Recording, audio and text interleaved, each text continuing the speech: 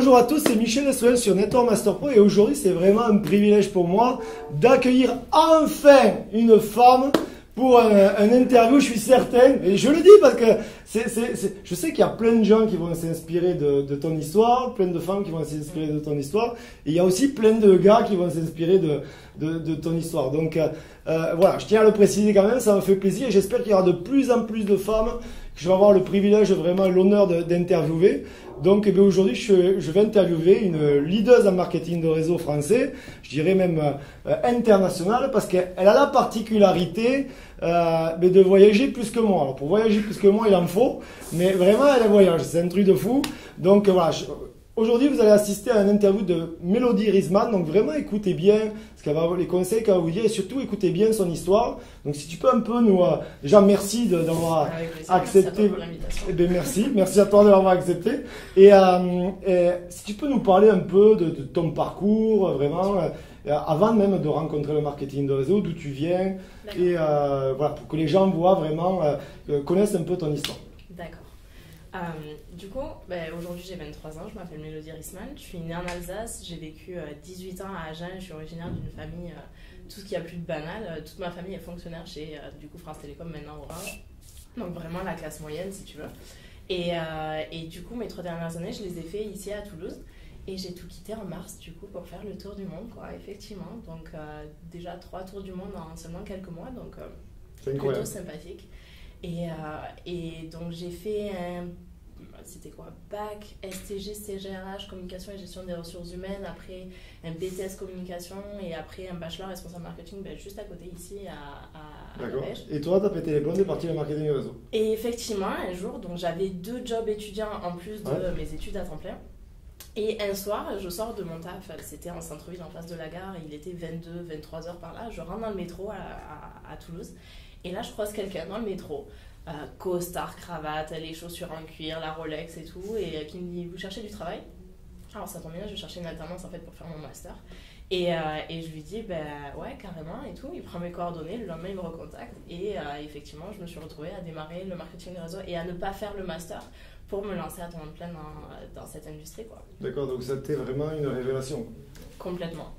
J'ai été convoquée, il m'a expliqué vraiment tout le projet, tout le concept de cette industrie.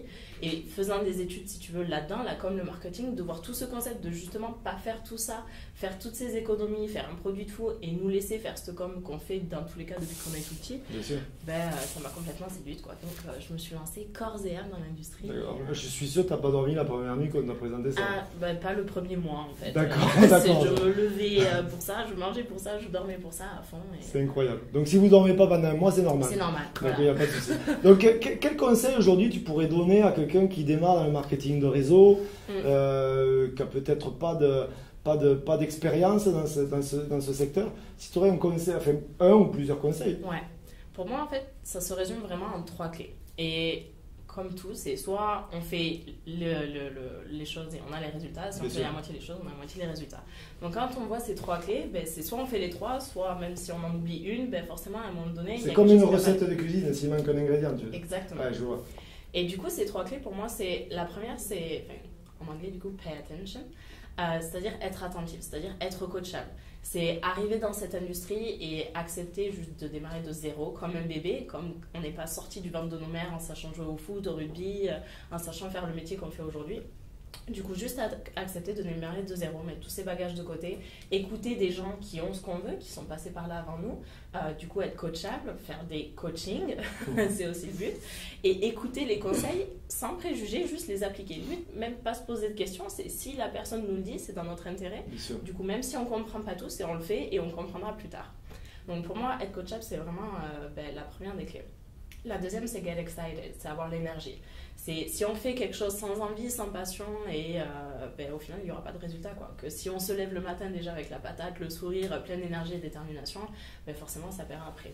Et la troisième, c'est never quit. C'est chaque jour faire un pas de plus et jamais abandonner. Même si on est le plus lent du monde, on y arrivera un jour, même si c'est Winston Churchill qui disait d'abandonner jamais, never. C'est ça, exactement. Écoute, merci beaucoup pour ces conseils. Et alors moi, ce que j'aimerais que tu transmettes, en fait, c'est... Parce que c'est vrai que souvent, c'est pas les personnes qui intègrent le marketing de réseau, il n'y a pas que des chefs d'entreprise. Justement, la majorité des gens ne sont pas chefs d'entreprise. Ils ne viennent pas du milieu entrepreneurial.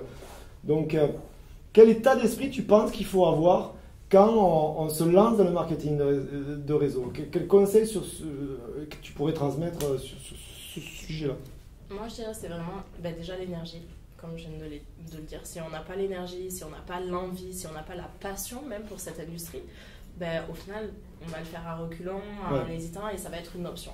Pour moi, même si aujourd'hui vous avez un travail ou des études ou peu importe, c'est le voir pas comme une option, mais justement comme un must. Et pas se laisser le choix. C'est être all-in, c'est être à fond, mais pas forcément en termes de temps, mais en tout cas en termes d'état d'esprit, si tu veux. Et c'est vraiment y être à fond et tout donner et vraiment voir en l'opportunité dans laquelle vous vous investissez, l'outil pour réaliser tous vos rêves les plus chers. Parce que si on continue à faire ce qu'on faisait avant, même en 50 ans de travaux forcés, comme tu aimes bien les appeler, on n'y arrive jamais, quoi. Exactement, il n'y a rien qui va changer. C'est ça. Donc l'énergie et détermination, pour moi, c'est vraiment les deux outils, l'état d'esprit dans lequel il faut être pour y arriver. Très très bien. Et alors tu sais comme moi qu'il y a plein de gens qui aimeraient se lancer dans le marketing de réseau, qui se sont lancés et qui n'ont pas confiance en eux, tu vois. Ouais. Et tu aurais des astuces ou tu aurais peut-être un message à leur transmettre sur peut-être qu'ils comprennent que la place elle est pour tout le monde, quoi. Mais en fait, autant avant, j'avais pas du tout confiance en moi, et quand j'ai démarré cette industrie, en fait, j'ai juste compris que qu'on y croit ou qu'on n'y croit pas, dans tous les cas, on a raison. Parce que c'est ce qui va arriver. Quand tu crois pas en quelque chose, tu as des doutes, tu vas à reculons, tu es un peu hésitant, etc. Et du coup, forcément, ça va pas se passer. Alors que si juste tu prends la décision dans ta tête d'y croire, forcément, tu auras plus d'énergie, plus de motivation, plus de détermination, et du coup, tu auras plus de chances que ça arrive. Donc déjà, c'est juste y croire, c'est renforcer votre conviction dans cette industrie, quitte à faire vos recherches sur la vente directe, sur tout ça, et même sur les top earners MLM, monde, etc. Parce que c'est quand même l'industrie qui a créé le plus de personnes libres financièrement au monde. Et renforcer votre conviction vraiment aussi dans votre entreprise, dans vos produits, et surtout en vous-même. Du coup, c'est la première des choses. Et ce qui aide le plus, c'est évidemment le coaching, c'est un mentor, c'est avoir un pilier qui est toujours là pour nous. Et le développement personnel aussi, qui pour moi, c'est la base de tout, quoi. Voilà, donc je peux confirmer, puisqu'on a fait Business Mastery ensemble, on a gagné Business Mastery ensemble il y a 2 ans à Londres. Donc vraiment, je peux confirmer qu'elle se développe et vraiment, tu investis beaucoup d'argent d'ailleurs dans ton développement personnel. De plus en plus, et parce qu'on n'est jamais trop grand pour pouvoir apprendre. Donc je confirme vraiment ce que tu dis, parce que des fois, c'est vrai que je connais plein de gens, d'accord, qui disent lire plein de livres, faire plein de choses, mais en fait, ils transmettent juste, mais ils ne lisent pas, ils vont pas au séminaire de développement personnel, vraiment, et en fait, ils donnent juste des conseils, mais ils ne se les appliquent pas à eux-mêmes. Et c'est vrai, je peux confirmer que dans ton cas de figure en tout cas, parce que je l'ai vu, je le sais, toi, c'est vraiment le cas, tu investis beaucoup d'argent. Et moi, je voudrais que tu donnes un peu ta vision, tu vois, sur l'avenir du MLM en France, parce qu'en plus, tu as une vision qui est quand même large, qui est assez internationale. Donc, ça peut être intéressant que tu donnes ton point de vue sur le MLM en France, qui est d'ailleurs, depuis un an, le MLM en France, c'est la croissance, c'est la 3e croissance la plus puissante de la planète, depuis bientôt 2 ans. Et donc, parce qu'il y a des gens, tu sais comment c'est, ils pensent que c'est pas fait pour les Français, etc. Donc, voilà, si tu peux en parler, donner ton point de vue sur ça. Mais déjà, au niveau international, je dirais vraiment que le MLM, c'est l'avenir. Dans le sens où ça coûte rien et ça rapporte. Parce que le taux de conversion sur de la recommandation, vu qu'il y a ce lien de confiance, il est juste 1 milliard de fois plus élevé que la communication, le marketing traditionnel, la radio, la télé. C'est ça, ils sont obligés de faire du matraquage publicitaire pour avoir... voilà. Donc déjà, c'est vachement plus efficace et c'est clair que c'est l'avenir. On le voit dans les salles de sport. Tu invites quelqu'un, ton mois d'après, tu l'as offert. Voilà, parrainage. Tu parles en convaincu. C'est ça. Même sur des sites comme Airbnb, tu invites quelqu'un qui rejoint Airbnb, mais tu gagnes même 90 € s'il devient hôte à son tour. Dans tout, même vente privée, SFR, Canal+, et ils le font de plus en plus. Du coup, ils commencent à comprendre, si tu veux, l'intérêt de la recommandation. Et le principe du MLM pur, c'est vrai qu'on se rend compte qu'il y a de plus en plus de boîtes dans tous les domaines possibles et inimaginables. Il y a de nouvelles boîtes de marketing de réseau qui se créent chaque année. Et il y a absolument dans tout. Donc c'est clair que pour moi, c'est vraiment l'avenir, quoi. Sachant que ça coûte moins cher, c'est 10 fois plus efficace et ça se développe de plus en plus. Et justement, en France, avec les états d'esprit général de la population, on va dire qu'il serait temps que ça arrive, qu'on bouge un peu tous ces Français et qu'ils se prennent en main. C'est vrai que tu dis un truc qui est sympa parce qu'il existe un classement des gens les plus pessimistes de la planète. On est numéro 1. Alors, on fait partie, on est les gens, on fait partie du top 5 des pays les plus pessimistes au monde, alors qu'on est un pays incroyable que la France. Ouais. Et on est un pays de marketing de réseau. Et les statistiques le prouvent. Mais les gens, ils ont leur point de vue, ils sont négatifs surtout.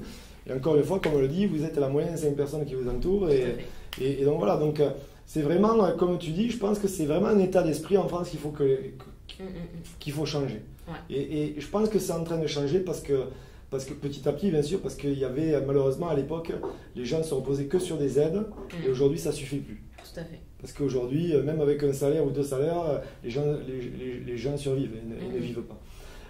Tout à l'heure, on parlait de développement personnel. Ouais.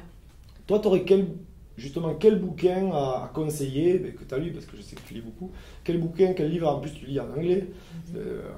Moi je suis pas anglophone, je parle espagnol oui, mais pas en anglais, et c'est vrai qu'il y a plein de bouquins en anglais que qu'on ne trouvera pas en France, donc quel bouquin tu pourrais conseiller pour des personnes qui débutent ou qui sont intermédiaires par exemple? D'accord. Mon top 3, on va dire, ça serait, du coup traduit en français, c'est moins sexy, mais le premier c'est Réfléchissez et devenez riche de Napoléon Hill.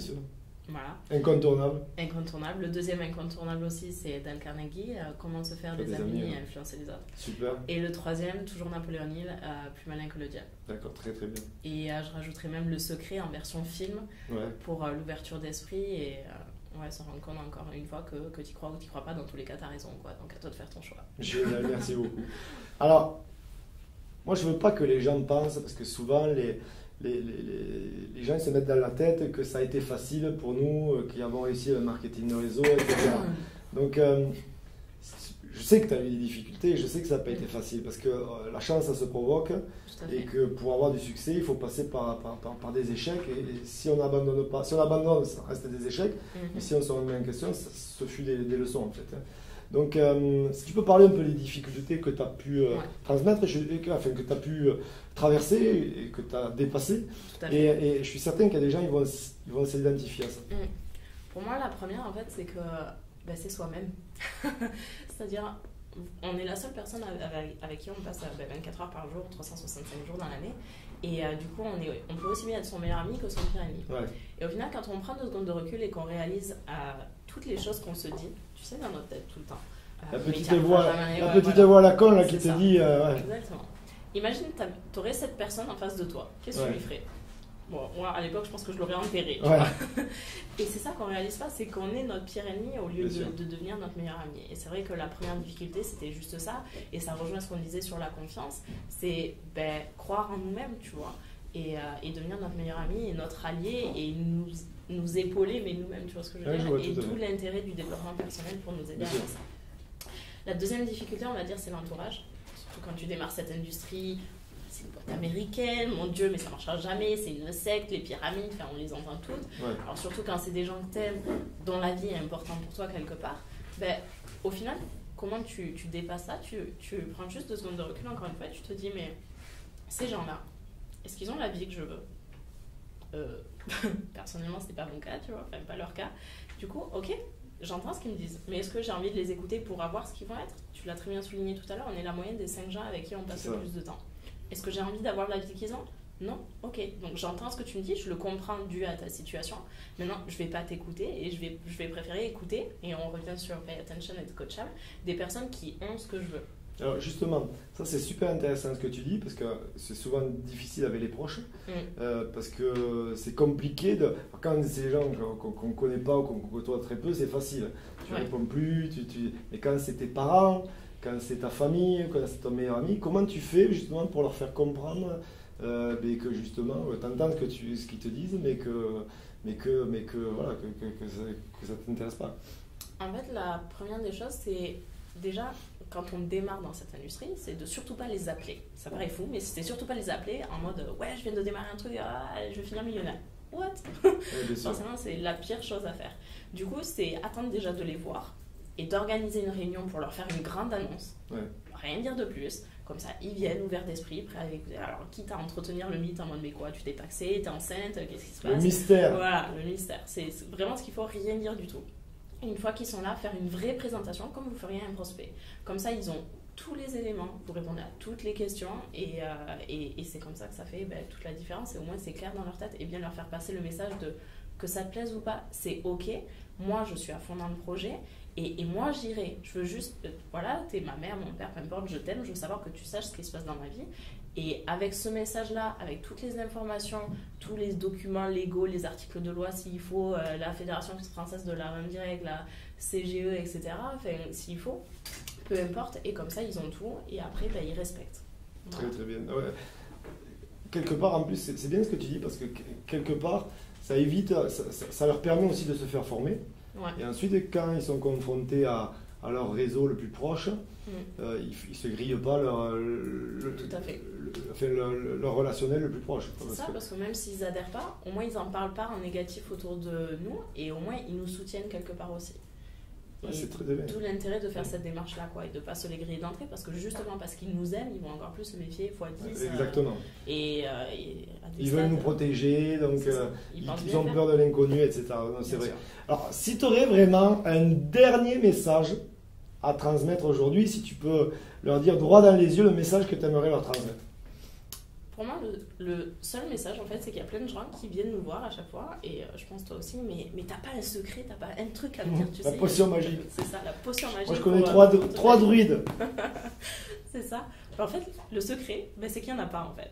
C'est quand tu veux quelque chose, tu suis juste tout ce qu'on vient de dire jusqu'à présent, c'est qu'il y a des gens, cette industrie elle existe depuis plus de 150 ans, il y a des gens qui sont passés par là avant nous, il y a des gens qui sont tombés et même très bas avant nous, et il y a des gens qui ont fait des millions grâce à ça bien avant nous. Donc la recette, elle existe, elle est au point. On veut la même chose, il faut suivre exactement la même chose, les mêmes ingrédients, le même moule, le même four, la même température. Vraiment faire copier-coller de ça, encore une fois, en mettant tous nos préjugés de côté et toute notre fierté de côté aussi. Appliquer la même recette et on aura le même gâteau. Exactement. Si vous mettez du chocolat pour avoir un gâteau à la vanille, il n'y aura pas, ce ne sera mal pas un parti. gâteau à la vanille, ça je suis d'accord. C'est certain. Mais écoute, merci beaucoup en tout cas Mélodie. Avec Alors tu plaisir. sais qu'on a une coutume chez Netton Master Pro. Je pense que Je sais bien. tu maîtrises le sujet. Je maîtrise le sujet. Et donc, effectivement, vous avez bien compris, il faut appliquer cette recette-là. Et cette recette-là, c'est pay attention, c'est être coachable. Et donc, voilà, inscrivez-vous à Spartacus Coaching. Merci beaucoup. Donc j'espère que vous rappelez-vous bien de ce nom, Mélodie Riesman. C'est une femme qui fait parler d'elle vraiment au moment où je vous parle dans le marketing de réseau. Donc c'est vraiment un exemple à suivre. Merci en tout cas à toi de nous avoir fait partager vraiment ton expérience. Et j'espère et je suis certain que nos auditeurs ont pris énormément de notes. Et si vous n'avez pas pris de notes, c'est le moment de réécouter cette vidéo, c'est important. Merci beaucoup. Merci à toi, Michel. À très vite.